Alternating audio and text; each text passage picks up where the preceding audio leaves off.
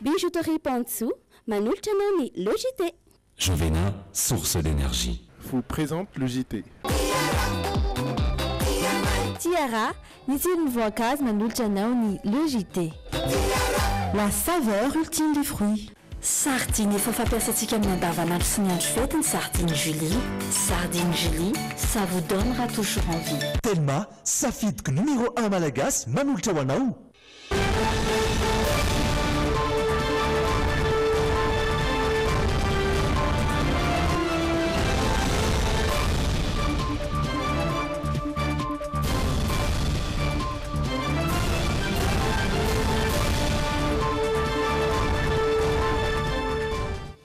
Zoma fa 10 volana janoary taona 2024 amin'ny fitora sasany izao tompoko lasy tompoko vavy faly marabanao ny tenako sy ny ekipa irananontolo ary faly manasanao hanaraka ny vao atramin'ny farany ireto ny tembaovaotsika ho any androany hitambarana teknisianina sy politisianina ny gouvernement voatafatsangana omaly nantsasa manila nireo ministra no efa navita ny famandra-pahefany androany nafanambarana kosa ny flou théorie razorampianina nambara fa velo iasa ny gouvernement izy tsy janona fotsiny famatsiaro manana adidy amin'ny fireneny androamo dia nitsidika ireo trabona sy ny arambona ary namoiavana tamin'ny loza voajanary teny tsy mialonjafy ny flou teo aloha razorampianina any ivelany any Venezuela samy tonona ho lanim-bahoaka sy flou venezuelanina avokoa i Nicolas Maduro sy Royan Guaido ireny no ampahany amin'ny ireo vaovao nangononay sy nomaninay ho atolotra ho anao ho amin'ity androny zoma ity andehantsika hanaraka avy hatrany ireo vaovao-songadina ao anaty alahona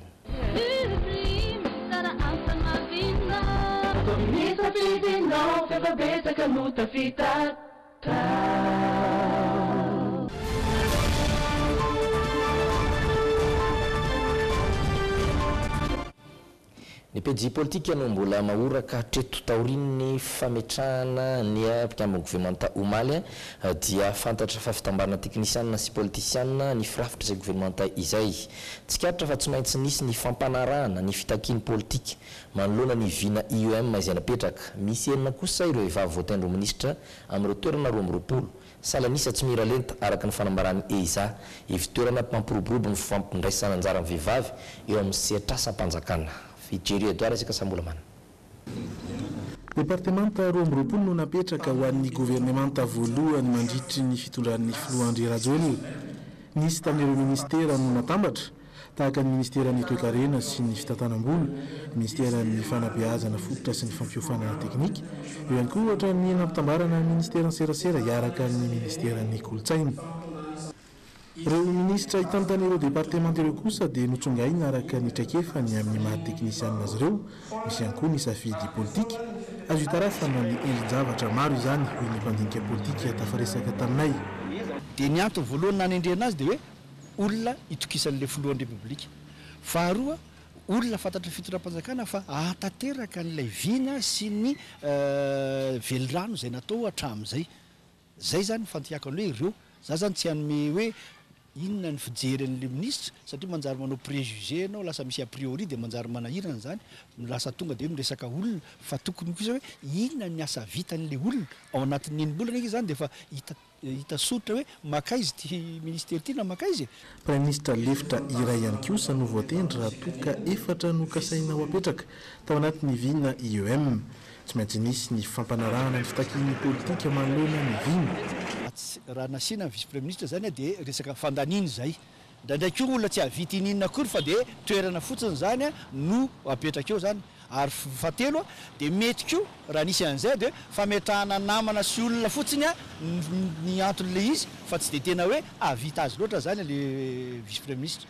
tsy hofaritra kosa ny antony tsy nampifandazana ny isan'ny lehilahy sy ny vehivavy tao amin'ny gouvernementa araka ny nambaran'ny Flou André Rajoelina nandritra ny fampielezan-kevitra nataony niezaka hatrany mametraka izay mira lenta izay ny EISA izay ivitoerana mampiroborobo ny fandraisana anjara amin'ny vehivavy eo amin'ny sehatry ny asa-panjakana déçu ihany izany hoe somary kivy ihany izay mahita les nominations vaovao satria mbola mijano eo amin'ny atotadisa teo aloha izany hoe amin'le moyenne nationale ananantsika foana nisan'ny vehivavy voatendry ao anaty gouvernement vaovao enina ry zareo a roa amby roapolo le portefeuille izany hoe un tiers fotsiny ny vehivavy izay foana izany tsy mbola tsy tafiakatra mihoatran'izay tsika raha mijery ny isan'ny membre ny gouvernement hatramin'izay ny hoentinay hoe ny fandraisanay azy amin'ny lafiny ray koa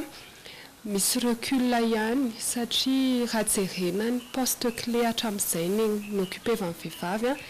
lasa lehilahy daholo amin'izay zao mitantana anazy ny justice ny MAE ny finance izany hoe ny ministère de souveraineté donc na les participations qualitatives na izany hoe le degré de responsabilité confié nan'le vehivavy ao anatin'le gouvernement zany somary niena kely manana heritaona natanterahana ny asany mpikambany eo anivon'ny gouvernemanta izay vao natsangana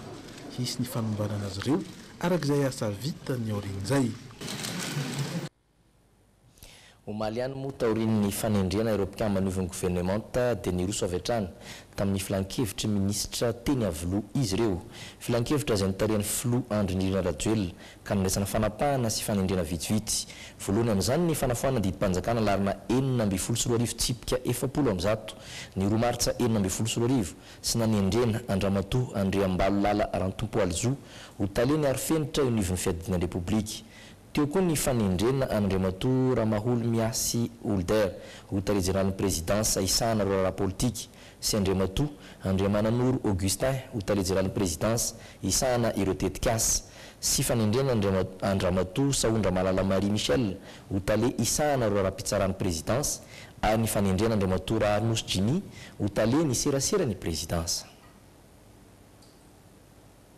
mandidina izay vaovao ny ministera sy ny gouvernementa izay trany tsy niandrela fa androany ihany dia efa niroso tamin'ny fandrapahefana ny ankabeazan'ireo ministra taorin'ny fanendrena azy ireo omaly mitatitra amintsika ny fizotran'izay fandrapahefana androany izay indrindra ity fanadihadiana entin'ny Sonia Andrenirina sy Doda Rajarinjato ity ministra 12 amin'ireo 20 voatendry no efa nahatotosa sahady ny fifamindrapahefana androany taorian'ny fanendrena azy ireo omaly mila vokatra aingana sy azo tsapain-tanana ny filoham-pirenena araky ny fanambarany tao anatin'ny lahateniny Antony Risony ankabeazan'ireo ministra avy hatrany tamin'ny famindrapahefana androany ahafahana manatanteraka ireo asa maika izay miandry isan'izany ny ministra ny raharambahiny vaovao Nainandria Tsitoaina sy ny ministra teo aloha Tovo Eloi Maxime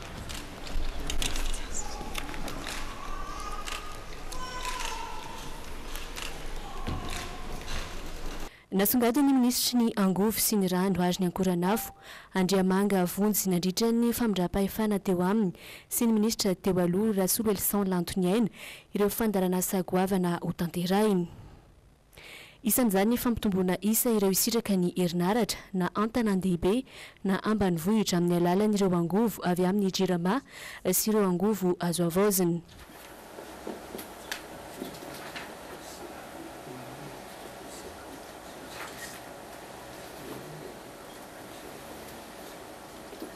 fanampiseho ny fahavononany andray ny toerana mahampita hery ny fitomboka sepanjakana ministry ny fitsarana azy ihany koa androany Irandrena Solo Jacques androany tolakandro no nanatanterana ny famindrapahefana teo aminy sy ny ministra teo aloha Armisa Norovololona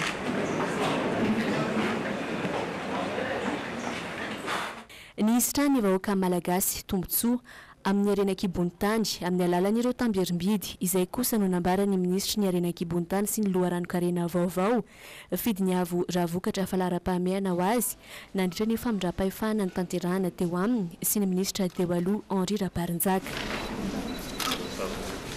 ankoatr'ireo dia vita androany ihany koa ny famindrapahefana teo amin'ny ministra ny filaminam-bahoaka ny ministra ny kolotsaina ny ministra ny vola sy ny tetibola ny ministra ny asa vaventy ny ministra ny fanajariana ny tany ary ny ministra ny fahasalamam-bahoaka isan'ny natateraka ny famindra-pahefany koa ny teoniviny ministera ny fampianarana teknika ary ihany koa ministerany postra sy fanjindavitra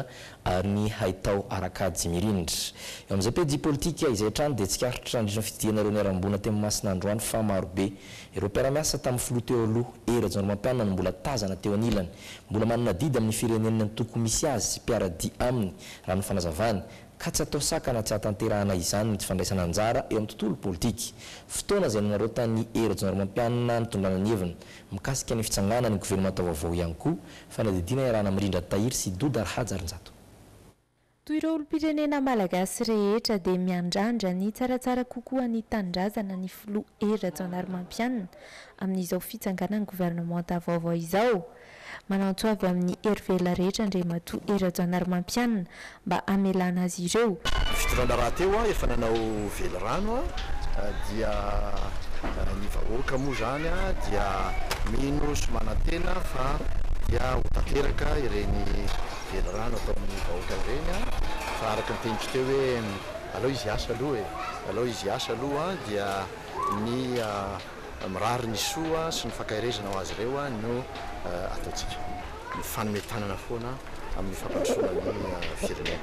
tsy nandeha irery anefa fa notron'ireo mpiray antoko sy mpanaradi akaiky tamin'ny filoha teo aloha nandritra ny fankahirezana ireo fianakaviana tetsy Mahamasina midika ho mbola fisian'ny fitovian'ny fomba fijery eo aminy sy ireo mpiaradi amin'ny fahatongavana mavitrika amin'ny fanampiana mpiray tandrazana toy ny androany raha ny fanazavana ny filoha teo aloha izay efa nampanantena fa anio ny fitiavana ny tandrazana izay tsy voatery eo amin'ny sehatra politika ihany no ahafahana manam-pirofo izany ny tenako na ara-matovadiko na ny antoko izay niaraka tamin'ny katramizay dia anisany tena mavitrika ao anatin'izay ataoko hoe asa ara-tsosialy zay ny azoko lazainanao fotsiny dia zao mbola betsaka ireo miara-dia tamiko no mbola miray hevitra miray foa mitovy fijery amiko ary mizara zany fomba fijery zany eo amin'ny fanimpona ny firenena sy amin'ny fitiava-tandrazana ireo izy ireo zao inona no lazaintsika averatsika izy asa amin'ny zay asa fampandrosoana zay nifaritan'ny zareo fa itsika dia mijoro amin'ny foto-kevitritsika mijoroa fa io samby balala main'ny andro io zo fitenena raha tsy azoko androany afoko apitso zay mihitsy ny tena tokony mamaritra amin'ny politika amin'le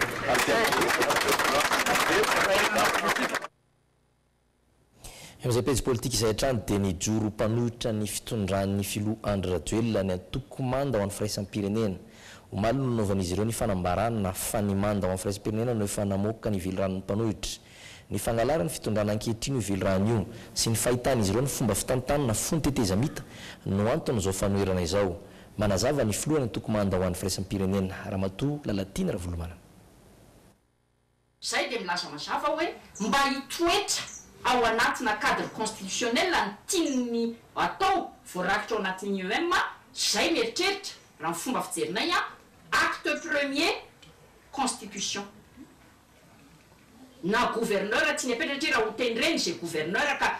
tsy décentralisation zany raha ho atao CTD de base ny fokotany dia lasa 4 niveau zany ny décentralisation fa tsy 3 niveau ohatrany amin'izao fotoana zao ohatrany commune zao CTD de base amin'izao fotoana zao zay le zava-misy zay ka tokony hazava amin'ny malagasy fa hikitika ny constitution io izy anova constitution eto zay dia milaza mihevitra efa hatramin'izay dia ny hoe raha hikitika constitution dia tsy référendum constitutionnel ny atao fa élection constitutionnelle zay ny hevitray hijoronay amin'ny mampanohitra anay aleo anana safidy ny malagasy mahakasika ny fifidianana kosa nomboka tany amin'ny lalam-pifidianana hatrany famoana ny valim-pifidianana ofisialy betsaka ireo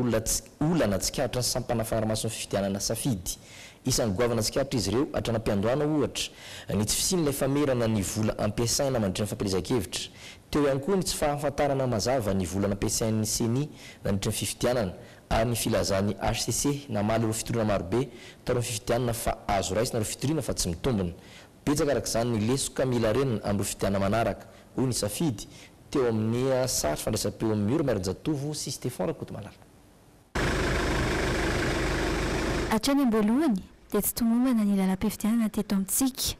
ohatra amin'izany fotsiny tsy ahitana soritra ny mikasika ny fampielezan-kevitra mialohan'ny fotoana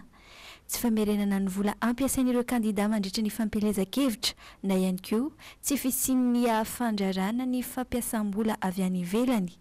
anka tsy ny fandanjatra any am-boalohan'ny herin'ireo kandida ny latsaka hofidiana tamin'ny fifidianana filoham-pirenena teo mahakasika an'ilay hoe fampielezan-kevitra koa zany a ny zavatra hitanay dia hoe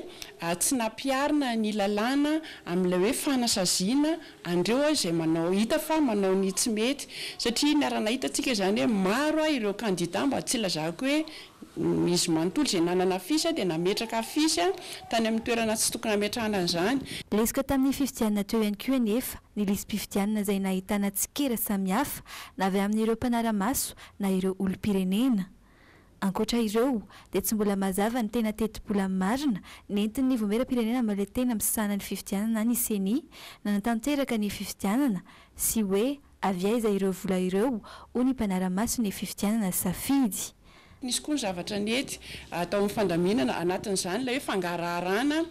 nataona sehon'ny seni amin'ny mpisehatra rehetrarehetra raha tsy teny hoe fisian'ilay cadre de concertation izay natao teto anivony national fa nisy ihany koa nefa ny tsy tomombana amin'ny fijerinay raha mangarara zany dia teo amin'ny arabola ny seni dia tsy hita zay tany amin'ny tranokala ny information rehetrarehetra zany afaka hita tao afa-tsy ny arabola zay hoe ohatrinona ohatra ny mikarakarana amin'ny fifidianana dia vola viaza olo no nanaovana an'izay taorian'ny fifidianana indray dia noderain'ny safidy ny fahasahiana ny tory ireo lesoka hitan'ny olom-pirenena tsirairay tamin'ny fifidianana teny amin'ny HEC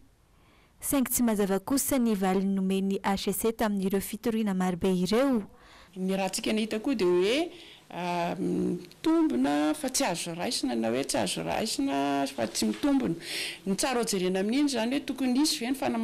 fanamafisana fahaiza-manao sa ny fanazavana n'ilay lalàna so dia ilay lalàna mihitsy ve misy zavatra mila hatsaraina androany moa no navoaka ny tatitra farany ny fanaraha-maso ny fifidianana filoham-pirenena nataony ity fiarahamonim-pirenena ity